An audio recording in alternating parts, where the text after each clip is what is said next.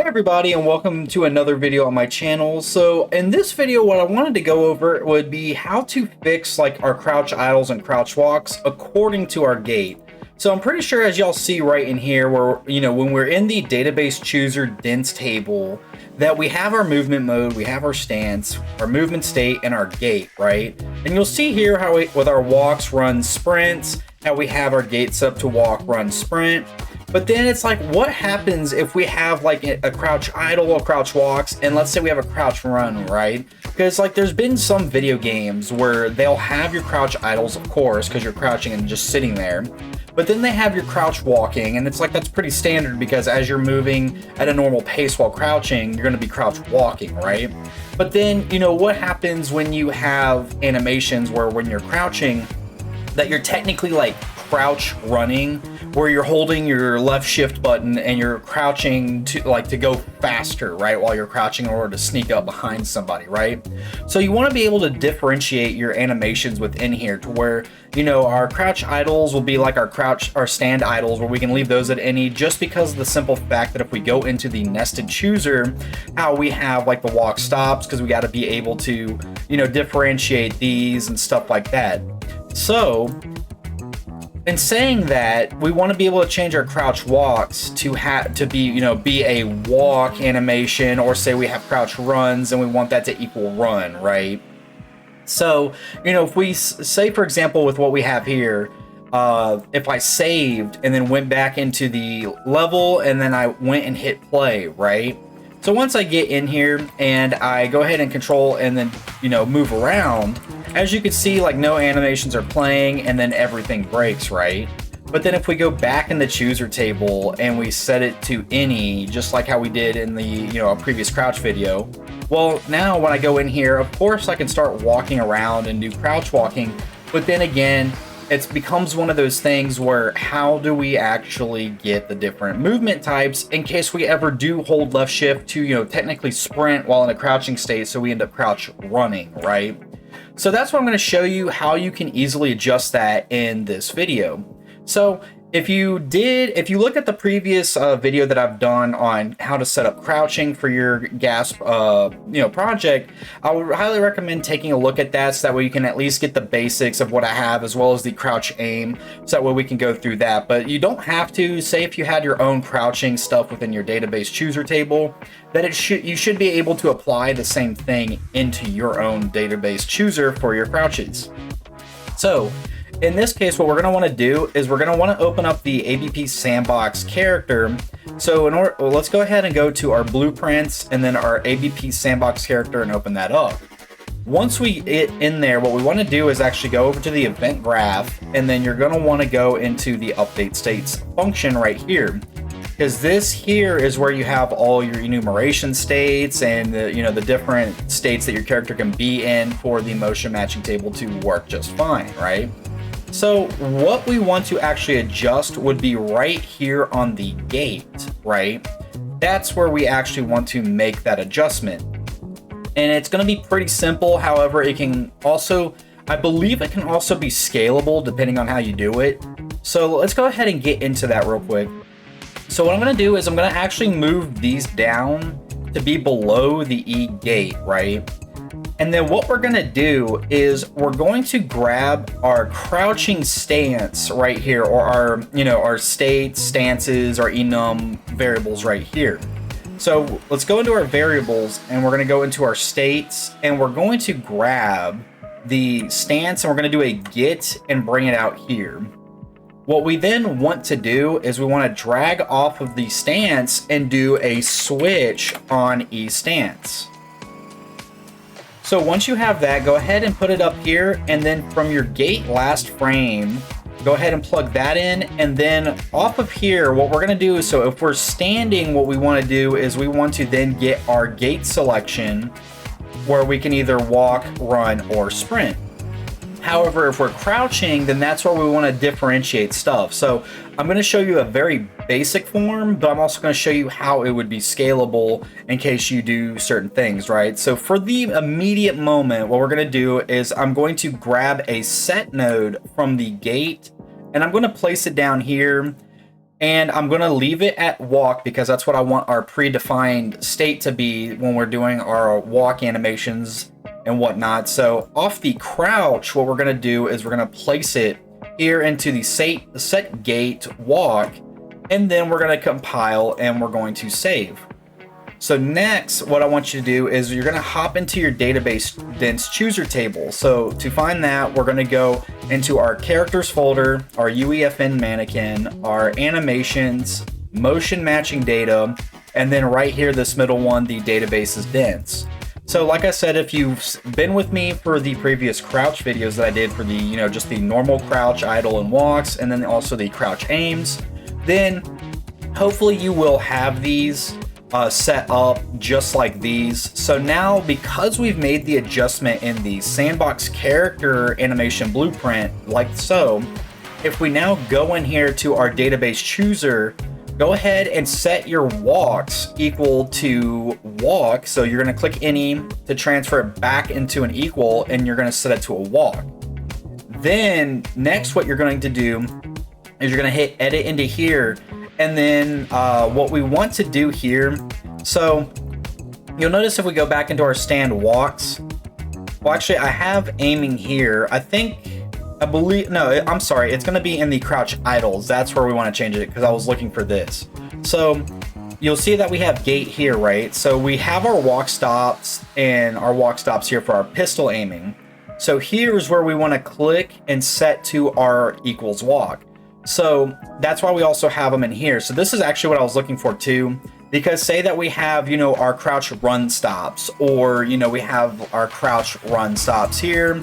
And then, we want to make sure that we get those appropriately. That's why, out here in the first layer of our chooser table, that we have it set to any, because you're going to have multiple gaits within your idles, just like how they do in the stand idles, where they have the walk stops, run stops, and we put our sprint stops, if you followed me on that video. So, eventually, if you do find animations where you have a faster crouching walk speed or whatever, or like your crouch running, then you could set your crouch runs here, and then you can then set it to a run.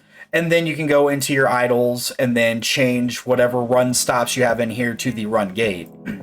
So once you've done that, go ahead and save and go back into your character or the default level and hit play. So now when we actually go to crouch, you'll see that we are actually walking around just like that. And if I do my aiming, you can see that we're crouch walking, crouch idle. So as you can see, we are crouch aiming as well from here. So that is the basic adjustment of doing the crouch choosing for our gait selection here.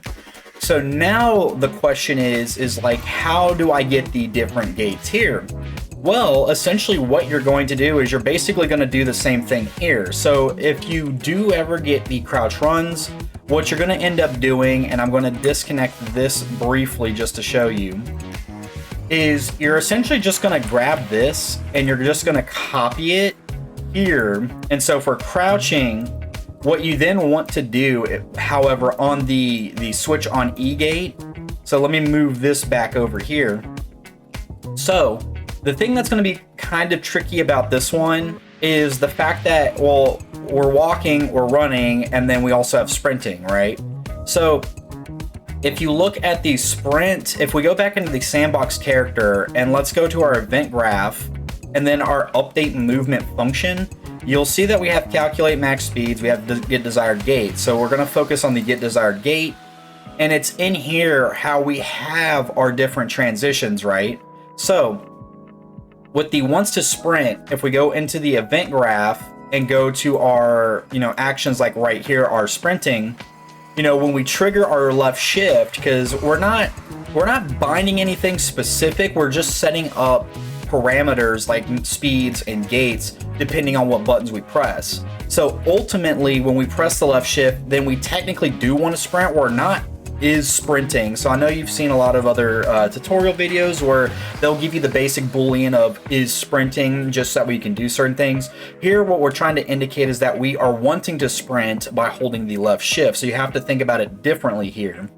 So When we trigger our left shift, then we want to sprint. So then the action value then turns true when we press it, and our wants to sprint is true.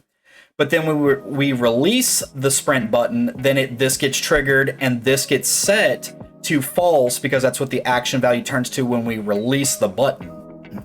So if we go back into our get desired gait and we do a wants to sprint check where, hey, we hold left shift that we want to sprint, then, you know, if we're true and then we have a full stick deflection or a full button press on our keyboard, then either we'll return true with the sprint, or if we're not doing a full stick deflection where our joystick on a gamepad is not moved up all the way, maybe it's at like 70% up or down, but then, you know, we want to sprint, but it's not at a full deflection, then we're going to run.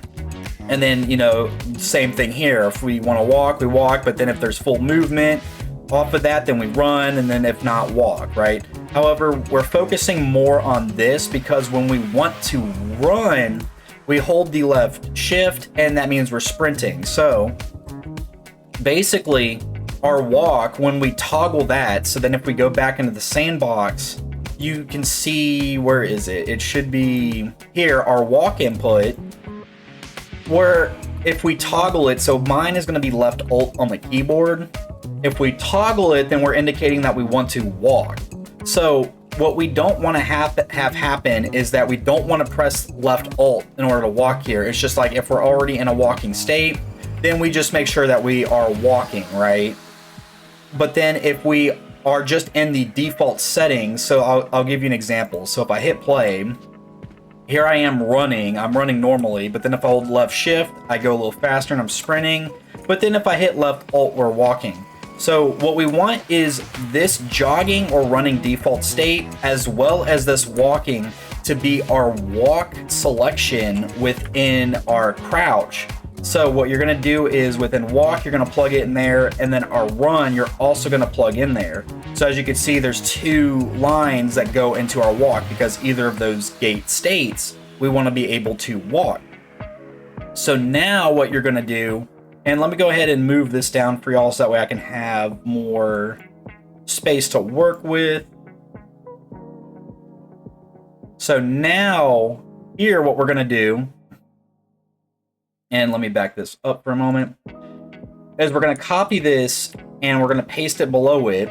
And so if we're crouching and then we've either toggled our walk or we're just starting off at a run state, then we go into a crouch walk fashion. But then as soon as we hold the left shift to sprint, then we're going to go into a run technically, because I think in real life there's probably some people that can do it. I'm not athletic enough to do it where I can just sprint within a crouch. I have to be like fully up and going to be able to just full out sprint. So in this case, what we're trying to establish is that when we are walking or running, or like our character's in one of those two states, while crouching, then we're just going to be in a walk gait. But then when we hit left shift to activate our sprint, and then our wants to sprint activates in here, and we have a full stick deflection, then we're going to return the sprint gait, and that's what then gets passed into this gait, and then we will just set that we are running. So now you're going to save and, you know, compile that, and I'm going to go also save here. So when you ever get crouch runs in the future, then all you're going to do is you're going to input it into here, kind of like how you would have your walk loops, pivots, starts, and then like your run stops would be in here, and you would just modify that to be a run, you know, underneath here, and then set it to the appropriate speeds. And, you know, same thing here, crouch runs, you would then just have that set to run like once you get it. So when you're holding left shift, you just run. So unfortunately, I don't have any animations to really work with that to show you, but hopefully I explained it well enough to where in the future, when you do come across any sort of run crouching animations or some faster crouch animations, that this is essentially how you would set it up, where it would be, you know, on your stance change, we're going to check to see if you're standing or crouching. If you're standing, you just do the basic gait selections. But then if you are crouched, then we're going to check our gait selections again to see what phase you're in. Like, are you in a walking phase by pressing the left alt? Are you in the normal run state, you know, when we start off with our character just, you know, jogging like we did? Or are you holding left shift to be sprinting or quote unquote running while you're crouched? So other than that, guys, that is pretty much the basics of how, or not the basics or basis, that is basically how you would set up your crouch, run, walk, stuff like that within your database chooser, is literally by modifying this gait section here to get the appropriate gait depending on whether you're standing or crouching. So hopefully that was good for you guys. I'm hoping you liked that. So if you did like that, please take a look at my other videos to kind of get a better understanding of the GASP project. And also to please join me in my future videos to come. So other than that, guys, y'all have a great day and take care.